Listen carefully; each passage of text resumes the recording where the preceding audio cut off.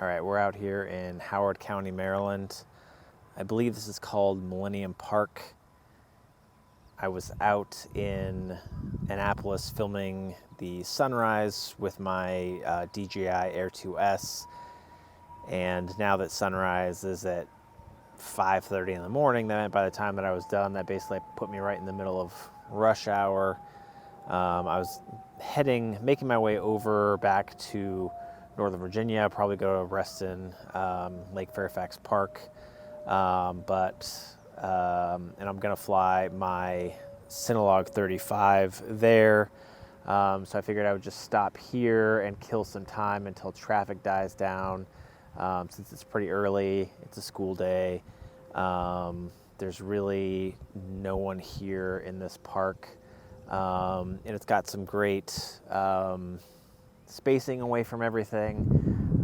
It's got some like fun obstacles to avoid, but like a nice little open area. I'm just going to be flying my Cinelog20 around just to get some more practice with it. Do a little bit more testing with the 850 milliamp batteries that I got, see what the runtime is on that, and just have some fun. So I've done a little bit of testing with the 850s when I was at my in-laws, just flying around the yard, and I don't know, I think I was getting like maybe 5 or so minutes, not drastically longer than the 660s that I have, but I wasn't really able to do like a direct comparison. So I'm going to see what the difference is in the flight times. I was trying to just like fly really low and slow when I was doing it, so I was crashing a lot, just like because the throttle on this thing is hard for me to get used to. So I would like to get some uninterrupted flights just to see what these flight times are. But we'll get the Cinelog20 up, and it's a little bit breezy, but I don't plan on flying up, much more than like 20 or 30 feet, really. So I don't think it's going to be too big of a deal.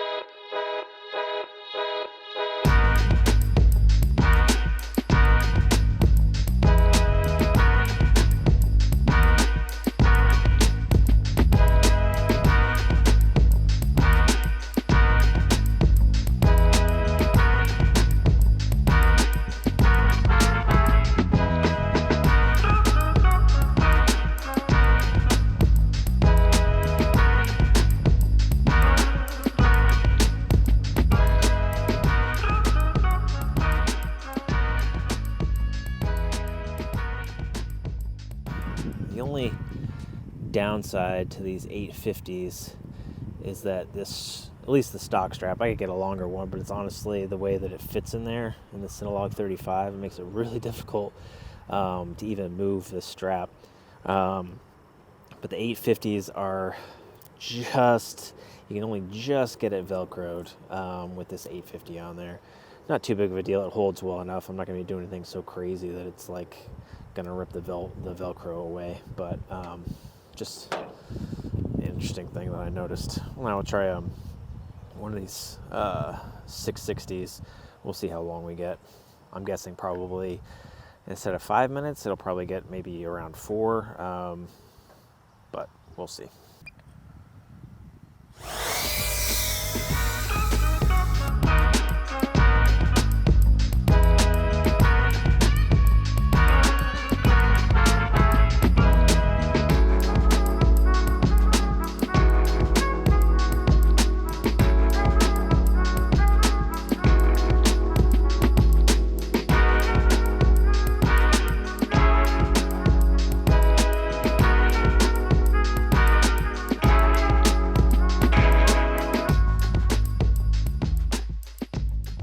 So interestingly, I've been getting about 4 minutes out of these RaceDayQuad batteries.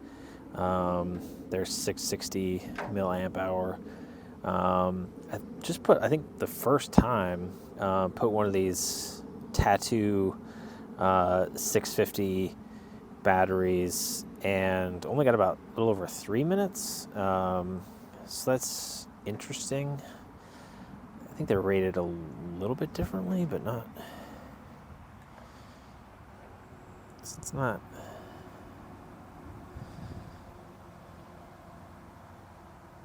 Too much different. I guess this is 75C and this is 90C, but I just don't see how that would make a huge difference in actual flying time. But who knows? I got a couple more I'll put through and we'll see what happens. All right. Let's get a little bit more mustard that time. Got about 318, so yeah, not too bad. Okay, so this RDQ battery actually got like 340, so I guess really there's not that much of a difference, so I just won't worry about it. Okay, so I'm not going to do the math on this, but just looking